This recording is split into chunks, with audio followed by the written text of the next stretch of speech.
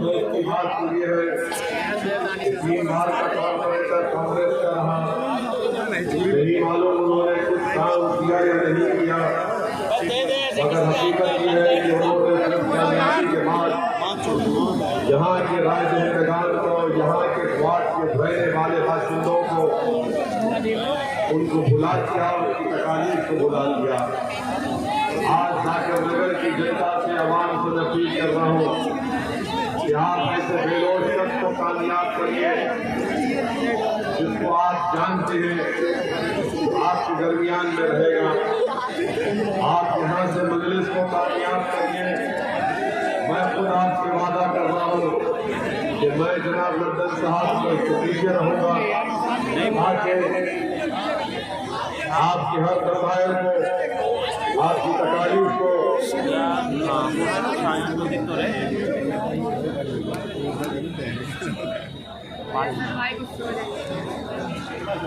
हम इस मुश्किलात को हल कर सके। दूसरी है बात मैं आपसे अर्ज करना चाह रहा हूँ कि जहाँ तक कांग्रेस पार्टी का सवाल है, कांग्रेस पार्टी दिल्ली के एमसीडी के चुनाव में नहीं है। इनका नेता पूरे भारत में पैदल फिर रहा है और जो कांग्रेस पार्टी 15 साल दिल्ली में हुकूमत की थी, जिसको आपने वोट देकर यहाँ पर मोहतरमा शीला दीक्षित को चीफ मिनिस्टर बनाया, आज कांग्रेस का ये हाल हो चुका है कि एमसीडी के चुनाव में उनके कोई नेता या लीडर नजर नहीं आते।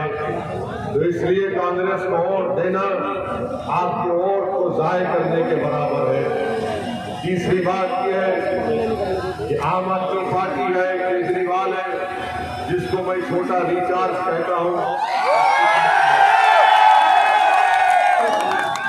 आप जानते हैं कि दिल्ली में जब CAA का एहतजाज चल रहा था शाहीन बाग में, यही दिल्ली का मुख्यमंत्री था जिसने अपने एक बयान में कहा था कि अगर मेरा बस चलता तो मैं 15 मिनट के अंदर शाहीन बाग को हटा देता। ये इसका असली चेहरा है। ये वही दिल्ली का मुख्यमंत्री है जिसने कोविड की पहली वेव में तबलीगी जमात के ऊपर झूठा इल्जाम लगाया। और आपको मैं याद दिलाना चाहूंगा कि तबलीगी जमात के ऊपर झूठा इल्जाम लगाकर इसने पूरे मुल्क में मुस्लिम अल्पसंख्यक जमात के खिलाफ नफरत की फिजा को पैदा कर दिया। और सब लोग यही समझते थे कि मुसलमानों की वजह से कोविड फैला है। आपको याद दिलाना चाह रहा हूँ, यही दिल्ली का मुख्यमंत्री वज़ीर आला चीफ मिनिस्टर साहब जिसने कोविड की पेशेंट की लिस्ट जब रिलीज होती थी तो एक सेक्शन में लिखा होता है कितने लोगों को आज कोविड हुआ, कितने लोग डिस्चार्ज हुए, तो उसी सेक्शन में बाजू लिखता था कि तबलीगी जमात सुपर स्प्रेडर का नाम इसने दिया था। जिसके जहन में नफरत भरी हुई है, जो हिंदुत्व आइडियोलॉजी का मानने वाला है और दिखावे के लिए बहुत कुछ कहता है, मगर इसका दिल, इसका जहन पूरा हिंदुत्व आइडियोलॉजी के ऊपर है। तीसरी बात मैं आपको बताना चाहूंगा कि दिल्ली में बदतरीन फसाद हुआ और उस फसाद के बारे में क्या दिल्ली के मुख्यमंत्री ने एक लफ्ज कहा? कुछ नहीं कहा। लोग मर रहे थे, घर जलाए जा रहे थे, लोग परेशान थे और ऐसे वक्त में दिल्ली का चीफ मिनिस्टर गांधी समाधि के पास जाकर आंख और मुंह बंद करके बैठ जाता है। मैं चैलेंज कर रहा हूं केजरीवाल के पार्टी के जिम्मेदारों को, बताओ दिल्ली में जो फसाद हुआ तुम्हारा उसके बारे में क्या राय? उनके पास कोई राय है? तुमने कोई बात की, तुमने उसका कंडेमनेशन किया? कुछ नहीं किया। और उसके बाद आप देखते हैं कि फसादात के बाद कंपनसेशन नहीं दिया जाता, कोई कंपनसेशन नहीं दिया जाता। ये इसका असली चेहरा है। इस वार्ड में पीने का पानी नहीं है और वो छोटा रिचार्ज सारी दुनिया में बाजा बजाता है कि मैं पानी फ्री में दे रहा हूं।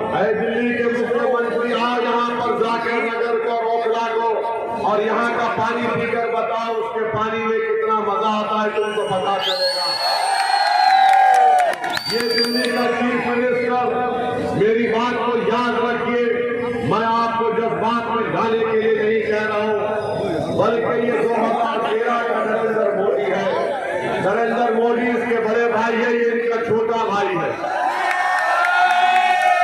इतनी फिरका परस्ती इसमें है कि इसने कह दिया कि हमारे जो करेंसी के नोट है, 100 रुपए की, 500 और 2000 की नोट पर दिल्ली के मुख्यमंत्री ने कह दिया कि इस पर गांधी की फोटो के साथ, बल्कि उसके ऊपर देवी देवताओं की फोटो को लगाया जाए। हम दिल्ली के मुख्यमंत्री से पूछना चाहते हैं कि क्या तुमको याद नहीं आया कि ये मुल्क सेकुलर मुल्क है, ये भारत है जिसका कोई मजहब नहीं है। किस बुनियाद पर तुमने तजवीज दी? तो मालूम हुआ कि दिल्ली का मुख्यमंत्री हिंदुत्व की आइडियोलॉजी पर चलना चाहता है। वो इस मुल्क को एक हिंदुत्व तहजीब के गुरु देना चाहता है।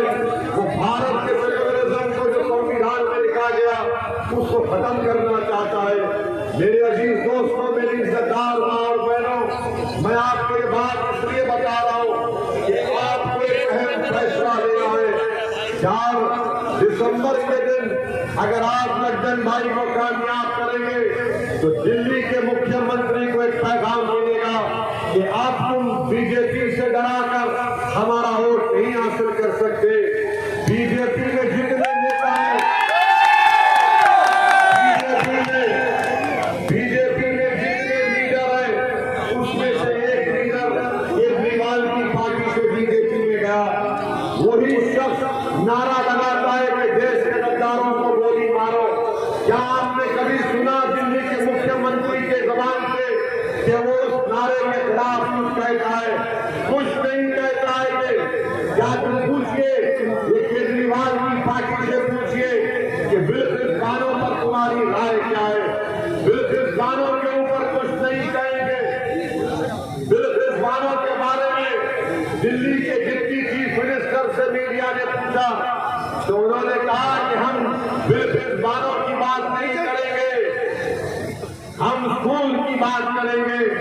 अरे अगर बिल्कुल बानों की बेटी जिंदा होती, जिसको उसकी मां के सामने उसका रेप अस्मत रेजी करके अपनी बेटी का कत्ल कर दिया गया, अगर बिल्कुल की बेटी जिंदा होती तो शायद उसकी बेटी आज जामिया यूनिवर्सिटी में पढ़ती होगी। मगर केजरीवाल और उसकी पार्टी बिल्कुल के ऊपर बात नहीं करेंगे। पूछो ये केजरीवाल की पार्टी से और खुद उससे पूछिए कि यूनिफॉर्म सिविल कोड के बारे में तुम्हारी क्या राय है। यूनिफॉर्म सिविल कोड के बारे में कुछ नहीं कहेंगे। तो मेरे अजीज दोस्तों, मेरी इज्जतदार माँ और बहनों, ये लड़ाई इस चीज की भी होनी चाहिए कि क्या हम दिल्ली के मुख्यमंत्री को, जो हिंदुत्व आइडियोलॉजी का खुला सपोर्टर है, वो आइडियोलॉजी जो सावरकर ने लिखी उसको मानता है, इस देश को एक ब्यूरोक्रेटिक कंट्री बनाना चाहता है, क्या आप ऐसी पार्टी को वोट देंगे या फिर ऐसे शख्स का साथ देंगे जिसने इस वार्ड में अपनी खिदमत का एक रिकॉर्ड अंजाम दिया?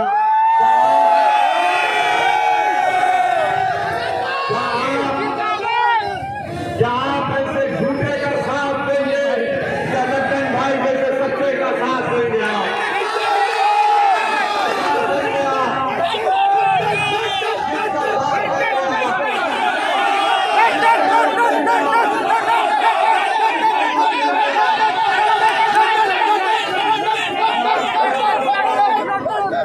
आप अपने वोट का सही इस्तेमाल करिए।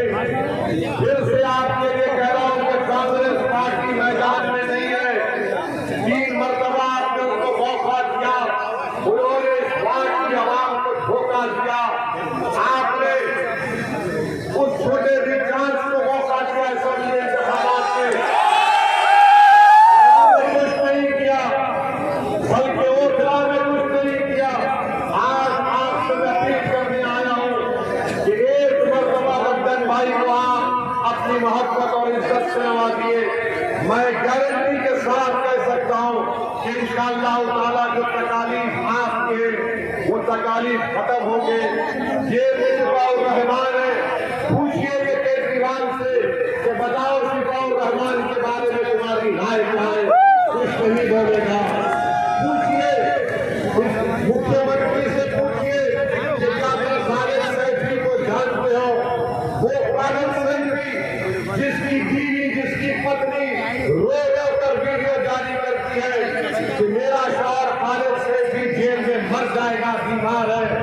उसका इलाज नहीं हो रहा है। तो ये केजरीवाल का मंत्री ईडी के कस्टडी में जेल को जाता है और जेल में बैठकर इसके हाथ और पैर को तेल लगाकर इसकी मसाज किया जाता है। सोचो आप कि आपने केजरीवाल का साथ दिया, एक तरफ हमारा भाई खालिद सैफी है जिसकी बीवी तड़प रही है अपने शौहर के लिए, तो दूसरी तरफ केजरीवाल का मिनिस्टर है जो जेल में बैठा है और उसको पूरी सहूलतें मिल रही है। बताओ जी दोस्तों और मित्रों, ये खुली नाइंसाफी नहीं है तो क्या है? इसीलिए आपको इन तमाम नाइंसाफियों के खिलाफ मुद्दई होकर आपको जवाब देना पड़ेगा। और जवाब हम सिर्फ नारे लगाकर नहीं दे सकते, जवाब हम सिर्फ जज्बाती तकारीर से नहीं दे सकते, बल्कि मैं जाकर नगर की आवाम से अपील कर रहा हूं। आपने देखा कि पार्लियामेंट में जब CAA का कानून लाया गया था तो मैं और इम्तियाज जलील साहब ने भाजपा के 300 एमपीओ के सामने मोदी और अमित शाह के हाथ में हाथ डालकर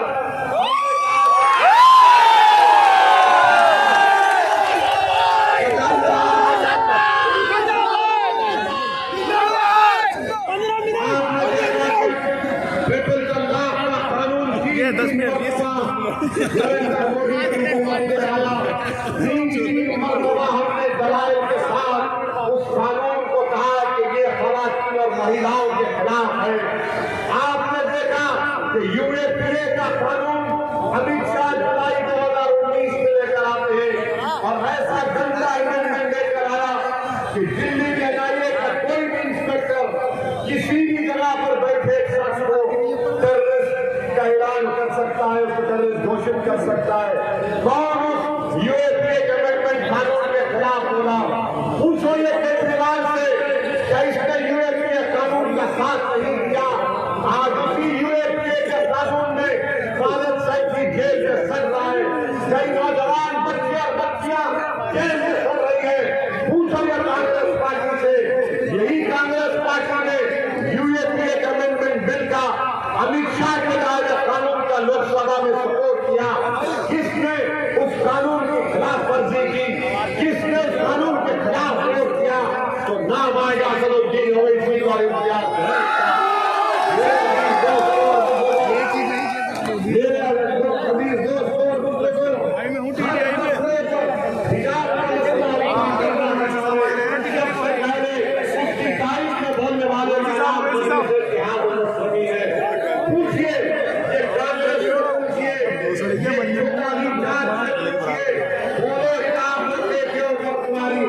वाले नहीं बोलेंगे। अरे आपके हर मुद्दे पर, हर मसले पर हम बोलते हैं।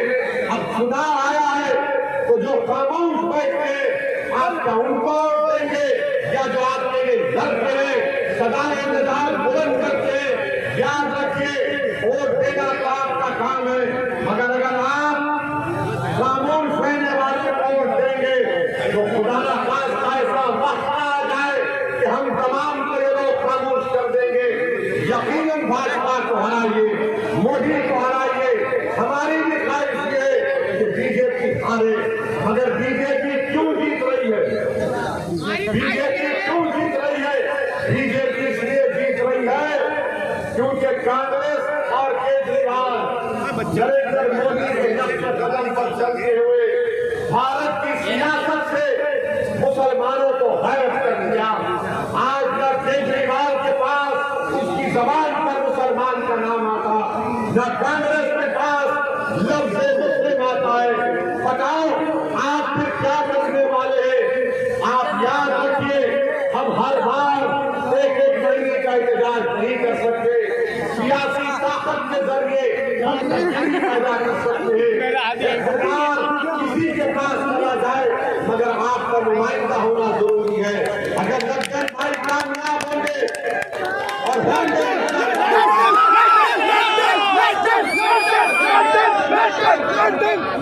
MCD के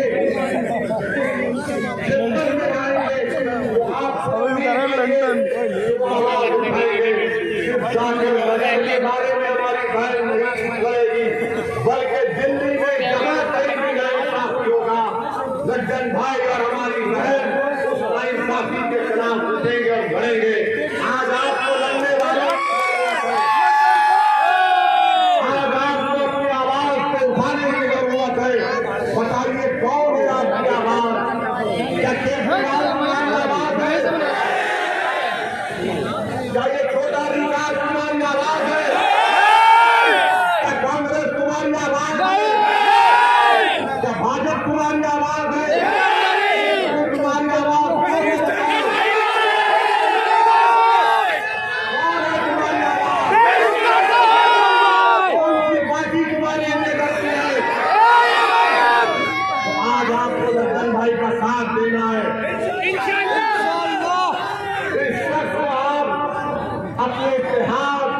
और अपनी दुआओं से नवाजिए।